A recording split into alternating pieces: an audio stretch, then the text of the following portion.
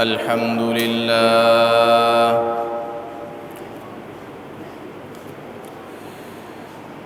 الحمد لله نحمده ونستعينه ونستغفره ونؤمن به ونتوكل عليه ونعوذ بالله من شرور أنفسنا ومن سيئات أعمالنا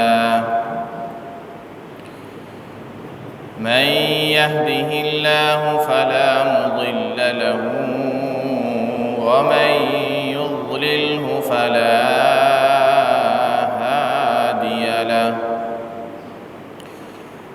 ونشهد أن لا إله إلا الله وحده لا شريك له ونشهد أن سيدنا ومولانا محمدًا عبده ورسوله أما بعد فأعوذ بالله من الشيطان الرجيم بسم الله الرحمن الرحيم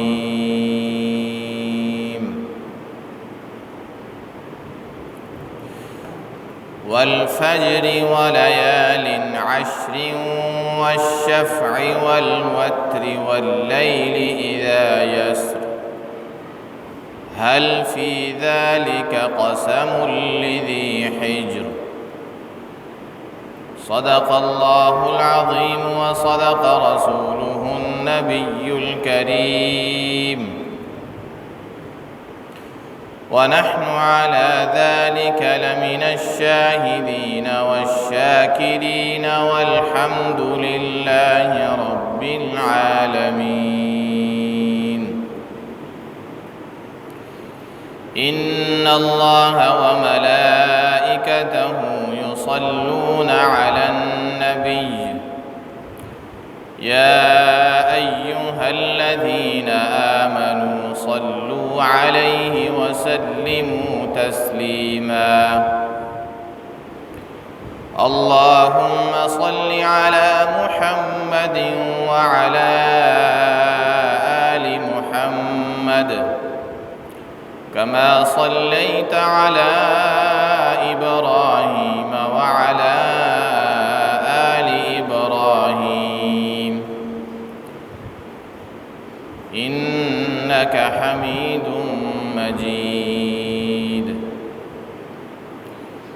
اللهم بارك على محمد وعلى آل محمد كما باركت على إبراهيم وعلى آل إبراهيم إنك حميد مجيد رب اشرح لي صدري ويسر لي أمري واحلل عقدة من لساني يفقه قولي سبحان ربك رب العزة عما يصفون وسلام على المرسلين والحمد لله رب العالمين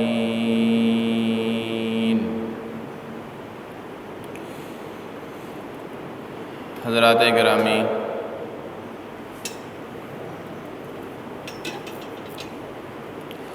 آج ماہ ذی قعدہ کی 28 تاریخ ہے۔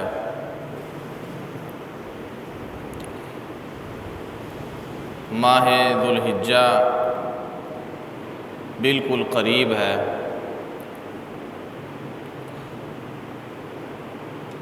اگر ماہ ذی قعدہ 29 دنوں کا ہوا تو اتوار کے دن ماہ ذی الحجہ کی 1 تاریخ ہوگی، اور اس اعتبار سے پھر اگلے منگل کو عید الاضحیٰ منائی جائے گی۔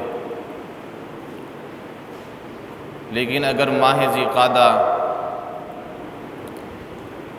30 دنوں کا ہو گیا تو پھر 1 ذی الحجہ سوموار کے دن ہوگی، اور عید الاضحیٰ اگلے بدھ کو منائی جائے گی۔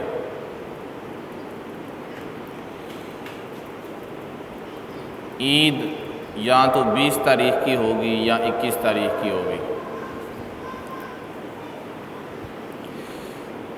تو چونکہ ماہ ذی الحجہ کے پہلے 10 دن یہ بہت زیادہ اہمیت کے حامل ہیں، اور پھر اسی کے اندر قربانی ہے، اس کے بھی کچھ مسائل ہیں، تو اسی مناسبت سے آپ کے سامنے سب سے پہلے ذی الحجہ کے 10 دنوں کے بارے میں کچھ وضاحت، کچھ باتیں عرض کی جائیں گی، اور اس کے بعد اگر وقت بچا تو پھر قربانی کے چند مسائل آپ کے سامنے عرض کیے جائیں گے، اور باقی مسائل انشاءاللہ آئندہ جمعہ عرض کیے جائیں گے۔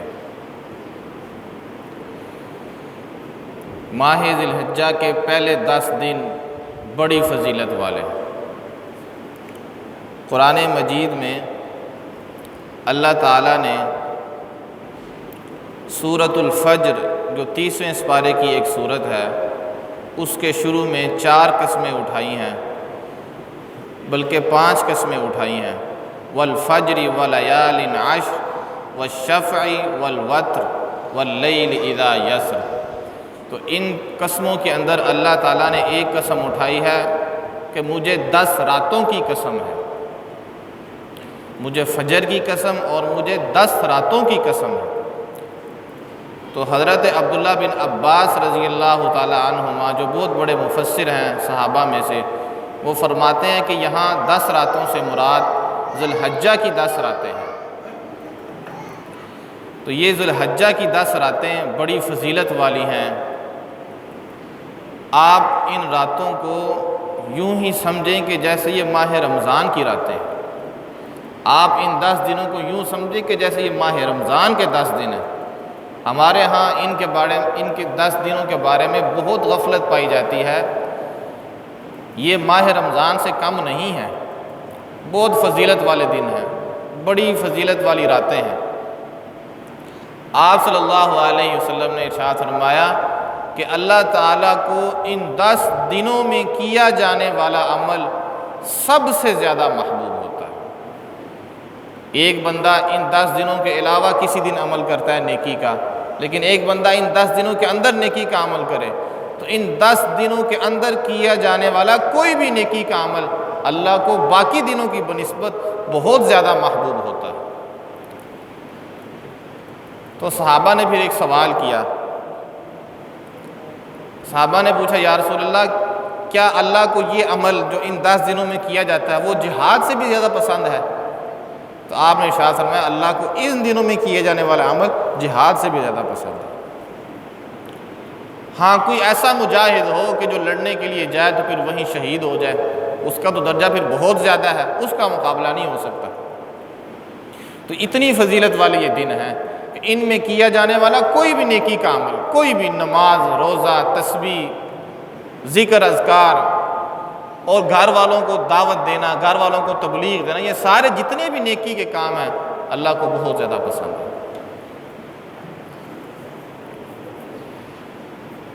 اس لیے ان کی قدر کرنی چاہیے۔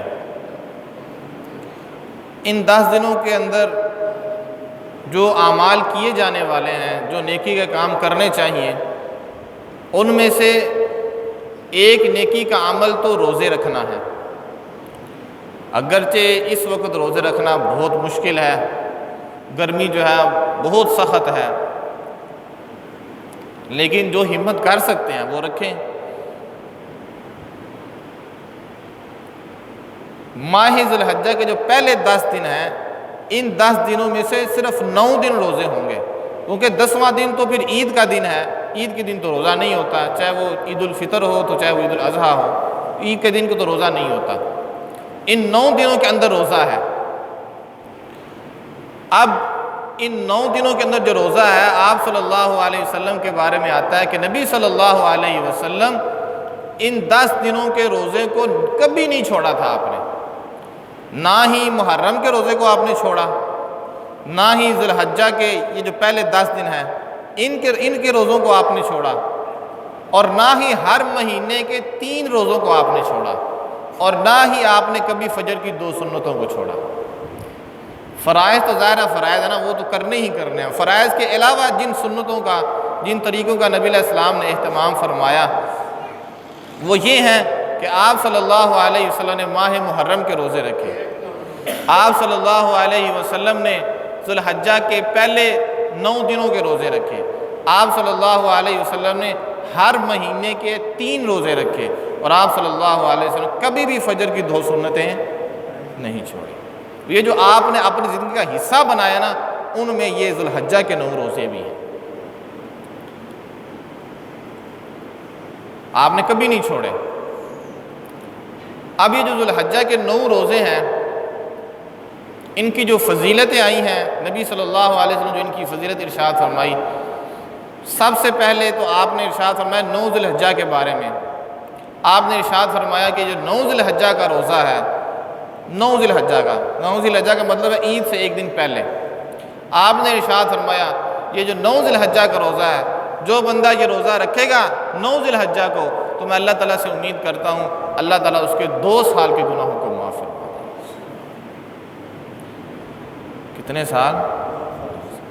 9 ذی الحجہ کا روزہ رکھنے سے 1 سال گزرا ہوا، 1 سال آنے والا، 2 سالوں کے اللہ تعالیٰ گناہوں کو معاف فرماتے ہیں۔ اللہ کو 9 ذی الحجہ میں، 9 ذی الحجہ کے دن اپنے بندوں پہ بڑی محبت آتی ہے، بڑا پیار آتا ہے۔ حدیث کے اندر آتا ہے آپ صلی اللہ علیہ وسلم نے ارشاد فرمایا 9 ذی الحجہ میں اللہ تعالیٰ اپنے جتنے بندوں کو جہنم سے آزاد کرتے ہیں اتنے کسی دن بھی آزاد نہیں کرتے۔ تو یہ وہ غیر معمولی فضیلت کے حامل یہ دن ہے، بڑی عظمت والے، بڑی شان والے یہ دن ہے۔ تو 9 ذی الحجہ کو روزہ رکھنے سے اللہ تعالیٰ 2 سالوں کے گناہ معاف فرماتے ہیں۔ اس کے علاوہ اب جو باقی 8 دن بچتے ہیں ان کے بارے میں بھی حدیث آتی ہے، لیکن وہ حدیث سند کے لحاظ سے کوئی بڑی قوی نہیں ہے، سند اس کی کمزور ہے۔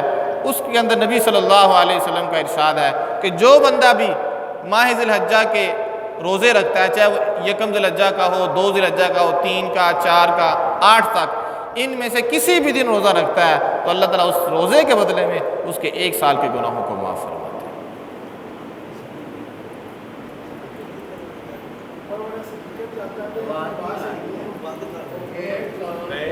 اچھا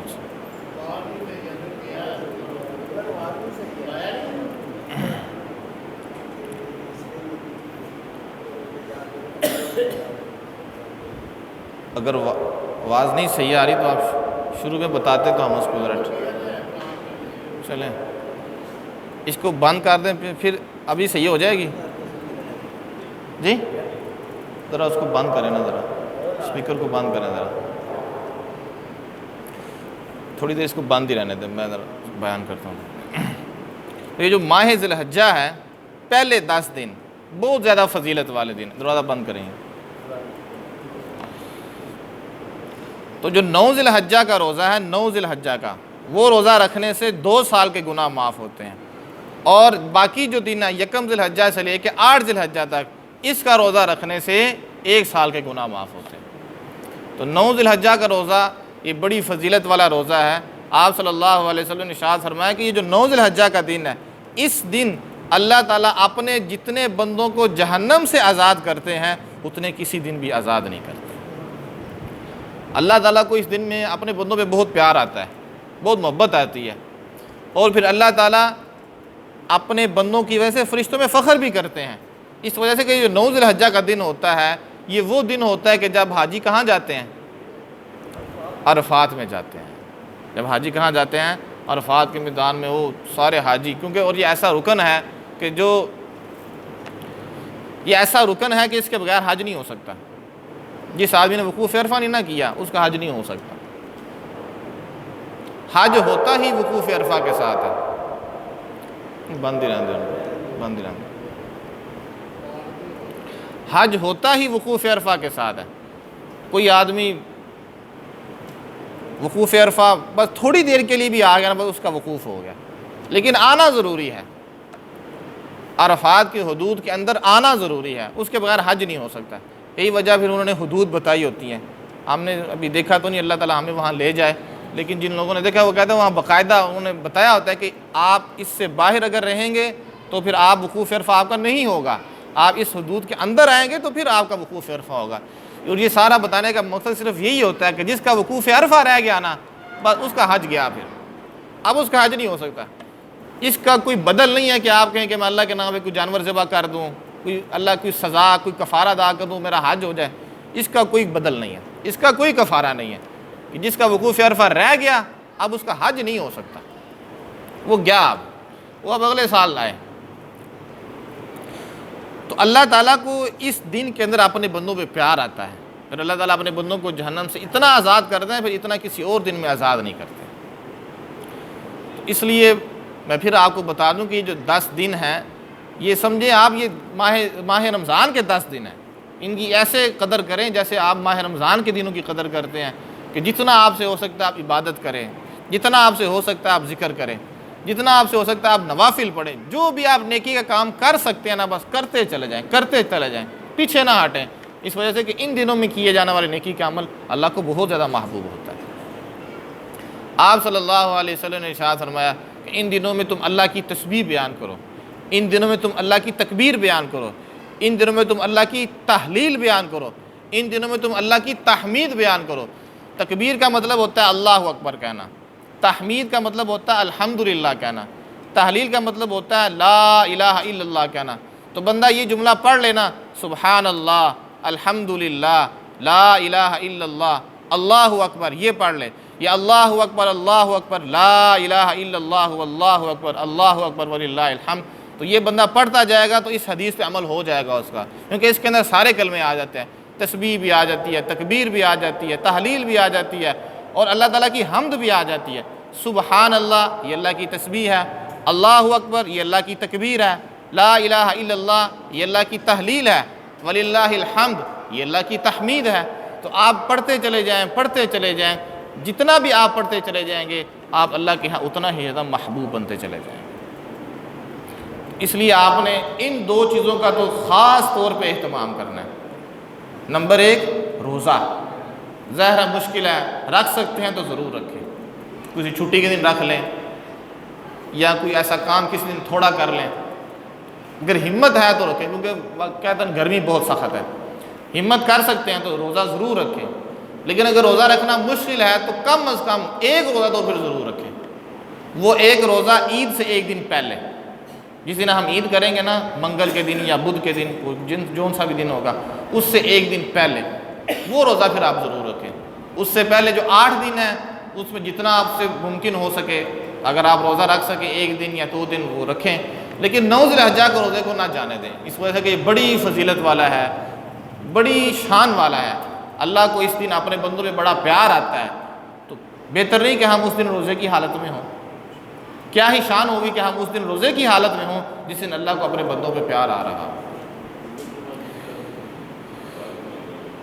تو اس لیے ایک تو روزے کا اہتمام کرنا ہے، اور دوسرے نمبر پر اس ورد کا اہتمام کرنا جو میں نے ابھی آپ کو بتایا، سبحان اللہ، الحمدللہ، لا الہ الا اللہ، واللہ اکبر. یہاں آپ یوں کہہ رہے ہیں اللہ اکبر، لا الہ الا اللہ، واللہ اکبر وللہ الحمد. یا یہ پڑھ لیں، یا سبحان اللہ کے ساتھ جو میں نے بتایا وہ ذکر کر لیں. تو ان 2 چیزوں کا تو آپ ضرور اہتمام کریں. باقی جتنی بھی نیکی کے کام ہو سکتے ہیں، جتنی ہمت ہے آپ کے اندر، کرتے چلے جائیں، اس لیے کہ ان دنوں میں کیے جانے والا نیکی کا عمل اللہ کو بہت زیادہ پسند ہوتا ہے. تو کوشش کریں گے نا. آپ نے ان 10 دنوں کو ایسے ہی سمجھنا ہے جیسے یہ ماہ رمضان کے 10 دن ہیں. اس قدر اس کے اندر نیکی خوشی کے ساتھ اور جذبے کے ساتھ راتوں کو عبادت کر کے، دن کو روزہ رکھ کے اگر ہو سکتا ہے، جیسے بھی ممکن ہو زیادہ سے زیادہ عبادت کریں. اگر آپ پہلے سے ہی رات کے نوافل کے اندر مشغول ہیں، پہلے ہی آپ عبادت میں مشغول ہیں، تو اس کو اور بڑھا دیں تاکہ اس دن کا، ان دنوں کا احترام ہو۔ اگر پہلے سے ہی آپ تہجد کے اندر مشغول ہیں، آپ تہجد باقاعدگی سے پڑھتے ہیں، نوافل کے اندر آپ مشغول ہیں، اشراق وغیرہ ہیں، باقی نوافل آپ پڑھتے ہیں، تو پھر آپ اور کرتے ہیں، نوافل کی تعداد کو بڑھا دیں، اس لیے کہ جتنا بڑھاتے جائیں گے اتنا ہی اللہ کے قریب تر ہوتے جائیں گے۔ تو یہ بات ہوگی 10 دنوں کے بارے میں کہ یہ 10 دن بڑی فضیلت والے دن ہیں، ان کے اندر خاص طور پہ عبادت کا، ذکر کا اور روزوں کا اہتمام کیا جائے۔ اللہ تعالی ہمیں عمل کی توفیق عطا فرمائے۔ کچھ باتیں اب آپ کے سامنے قربانی کے بارے میں عرض کرتے ہیں، جو باتیں رہ جائیں گی وہ پھر انشاءاللہ آئندہ جمعہ عرض کر دی جائیں گی۔ سب سے پہلی بات یہ ہے کہ جس کو اللہ تعالیٰ نے ہمت دی ہے وہ قربانی کرے، جس کے پاس ہمت ہے، استطاعت ہے، وہ قربانی کرے۔ آپ صلی اللہ علیہ وسلم کا ارشاد ہے کہ جس آدمی نے وسعت کے باوجود قربانی نہ کی تو پھر وہ ہمارے ساتھ عید کی نماز بھی نہ پڑھے، وہ ہماری عیدگاہ بھی نہ آئے۔ نماز پڑھنا تو بات کی بات ہے، وہ ہماری عیدگاہ کے قریب بھی نہ آئے۔ کہ جس آدمی کے پاس ہمت تھی، استطاعت تھی، ہمت اور استطاعت کے باوجود اس نے قربانی نہیں کی تو پھر ہماری عیدگاہ میں بھی نہ آئے۔ کیا لینے آئے گا وہ؟ جب ہمارے اس قربانی والے عمل میں وہ شریک نہیں ہوا، اس کو اب اجازت نہیں ہے کہ وہ ہماری عیدگاہ کے قریب آئے اور ہماری نماز میں شامل ہو جائے۔ وہ پھر اپنے کاموں کے اندر لگا رہے، جن کاموں کی وجہ سے اس نے قربانی نہیں نہ کی، پھر وہ انہی کاموں کے اندر لگا رہے، انہی کاموں کے اندر وہ لگا رہے جس کی وجہ سے وہ قربانی نہیں کر سکا، جس دنیا کے پیچھے وہ لگا تھا پھر اسی کے پیچھے لگا رہے، جس فتنوں کے اندر وہ مبتلا تھا پھر اسی کے اندر مبتلا رہے۔ پھر ہمارے پاس آنے کی اور ہمارے ساتھ شامل ہونے کی اس کو کوئی ضرورت نہیں ہے۔ اتنی سخت وعید فرمائی نبی علیہ السلام نے، تو اس لیے اس کا خاص طور پہ اہتمام کریں۔ چونکہ ذو الحجہ اب شروع ہونے والا ہے، آج 28 ہے، کل 29 ہے، پرسوں ہو سکتا ہے یکم ہو یا اتوار کو یا پھر سوموار کو۔ تو جو لوگ قربانی کا ارادہ رکھتے ہیں، قربانی کرنا چاہتے ہیں، جن کے اوپر قربانی ہے، ان کے لیے پسندیدہ عمل یہ ہے کہ وہ ان 10 دنوں کے اندر اپنے بال نہ کاٹیں، ناخن نہ تراشیں۔ یہ جو زائد بال کاٹے جاتے ہیں، بغلوں کے ہو گئے یا سر کے یا زیر ناف ہے یا ناخن تراشے جاتے ہیں، تو جو قربانی کا ارادہ رکھتے ہیں وہ یہ کام نہ کریں۔ ان کے لیے پسندیدہ عمل یہ ہے کہ وہ یہ کام نہ کریں۔ لیکن اگر کسی نے قربانی کا ارادہ رکھنے کے باوجود، قربانی کرنے کے باوجود وہ ان 10 دنوں میں بال کاٹ لیتا ہے یا ناخن تراش لیتا ہے تو کوئی بات نہیں، اس سے قربانی پہ کوئی فرق نہیں پڑے گا، اس لیے کہ یہ ایک مستحب عمل ہے۔ اس کا قربانی کے اس طرح کا کوئی تعلق نہیں ہے کہ اگر آپ بالوں کو کاٹنے لگ جائیں یا ناخنوں کو تراشنے لگ جائیں تو آپ کی قربانی نہیں ہوگی، نہیں، ایسی کوئی بات نہیں۔ اگر ہو سکتا ہے تو اس پر عمل کریں، بالوں کو پہلے ہی کٹوا لیں، ناخن پہلے ہی تراش لیں تاکہ ان 10 دنوں کے اندر ضرورت پیش نہ آئے۔ یہ اس آدمی کے لیے ہے جو قربانی کرنا چاہتا ہے، جس کے اوپر قربانی لازم ہے۔ اب جس کے اوپر قربانی لازم نہیں ہے، ظاہر ہے وہ اس قربانی نہیں کر سکتا، اس کے پاس وسعت نہیں ہے۔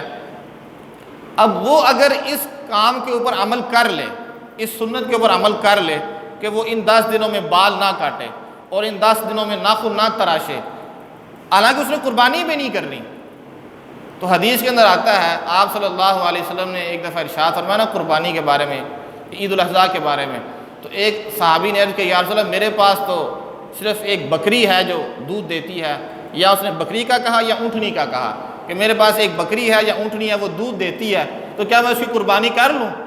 تو آپ نے فرمایا نہیں، تم نہ اس کی قربانی کرو، تمہارا تو گزر بسر ہی اس پر ہے، اسی کا تم دودھ پیتے ہو، اسی پہ تم گزارا کرتے ہو، تم اس کی قربانی نہ کرو، بس تم اتنا کر لینا کہ جب لوگ قربانی کر رہے ہوں گے تم اپنے سر کے بال، بغلوں کے بال اور ناخن تراش لینا، جب باقی لوگ قربانی کر رہے ہوں اور تم اپنے بالوں کو صاف کر رہے ہو، ناخن تراش رہے ہو، اللہ تعالیٰ تمہارے اس عمل کے بدلے میں تمہیں پوری قربانی کا ثواب عطا فرمائے۔ لیکن یہ کس کے لیے ہے؟ جو جس کے اوپر ہے نہیں بیچارہ، اس کے اندر اتنی ہمت نہیں ہے، تو وہ بھی اگر یہ کام کرے گا تو امید ہے اللہ تعالیٰ سے اللہ اس کو پوری قربانی کا ثواب عطا فرمائے۔ لیکن جس کے پاس ہمت ہو اور پھر وہ ہڈ حرام بنا رہے، سانپ بن کے بیٹھ جائے مال کے اوپر، تو پھر اس کے لیے تو بڑی سخت وعید ہے۔ تو بہتر یہ ہے کہ جو لوگ قربانی کرنا چاہتے ہیں تو وہ اس کے اوپر عمل کریں، اگر ہو سکتا ہے کوشش کریں، اگر کسی وجہ سے کمی رہ گئی ہے تو قربانی پر اس کا کوئی اثر نہیں پڑے گا، اور جن کے اوپر قربانی لازم نہیں ہے وہ اگر اس کے اوپر عمل کر لے تو اللہ کے ہاں اس کا بڑا درجہ ہے، اللہ تعالیٰ پوری قربانی کا ثواب عطا فرمائیں گے۔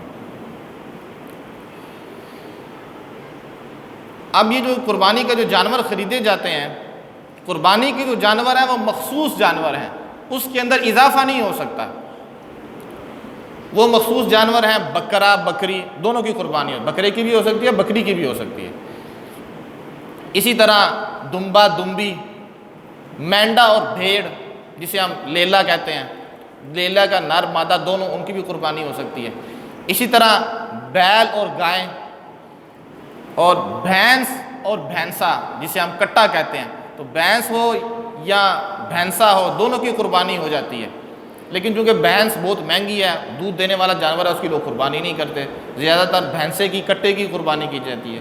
اور اسی طرح اونٹ اور اونٹنی، بس یہ جانور ہیں کہ جن کی قربانی ہو سکتی ہے، اس کے علاوہ کسی جانور کی قربانی نہیں ہو سکتی، یہ مخصوص جانور ہیں جن کو بہیمۃ الانعام کہتے ہیں، صرف ان کی قربانی ہو سکتی ہے۔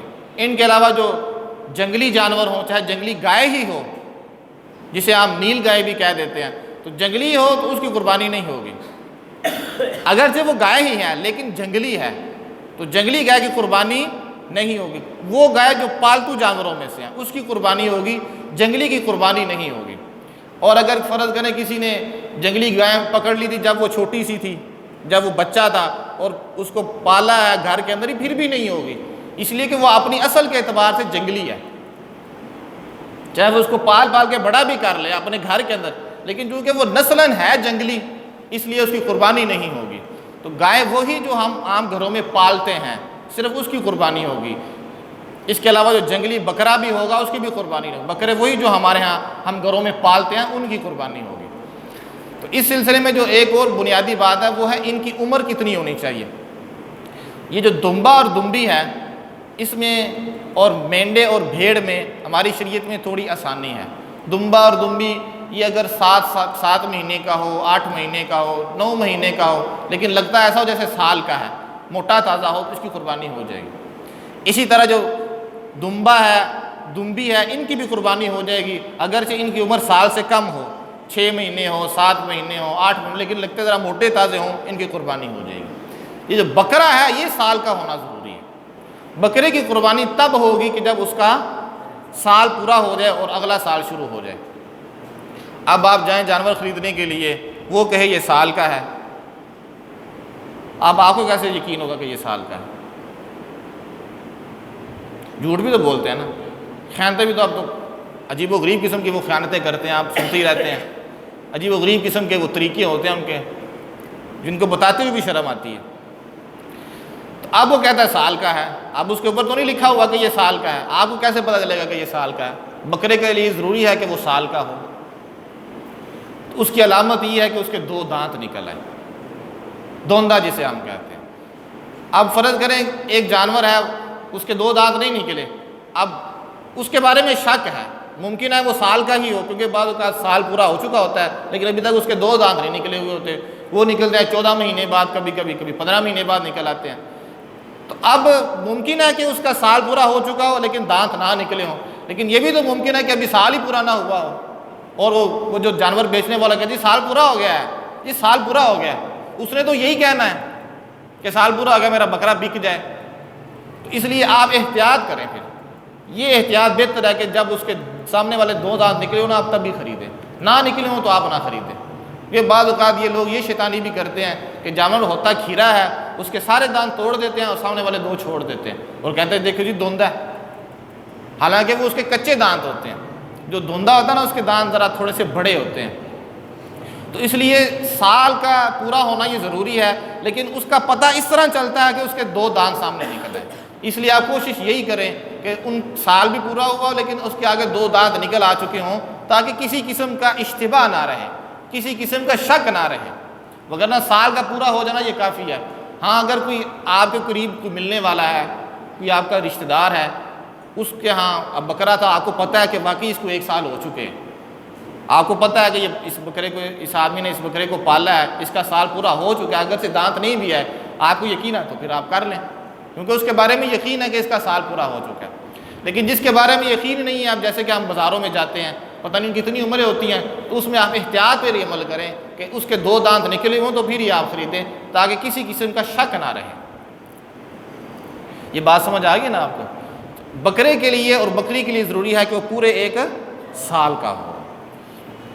آگے جو بیل ہے، پھر بیل کے اندر گائے بھی، بھینس بھی، بھینسا بھی، ان کے لیے ضروری ہے کہ یہ 2 سال کے ہوں، 2 سال پورے ہو چکے ہوں اور تیسرا سال شروع ہو چکا۔ اور اونٹ اور اونٹنی اس کے لیے ضروری ہے کہ وہ 5 سال کا ہو، 5 سال پورے ہو چکے ہوں اور 6ٹھا سال ان کا شروع ہو چکا ہو۔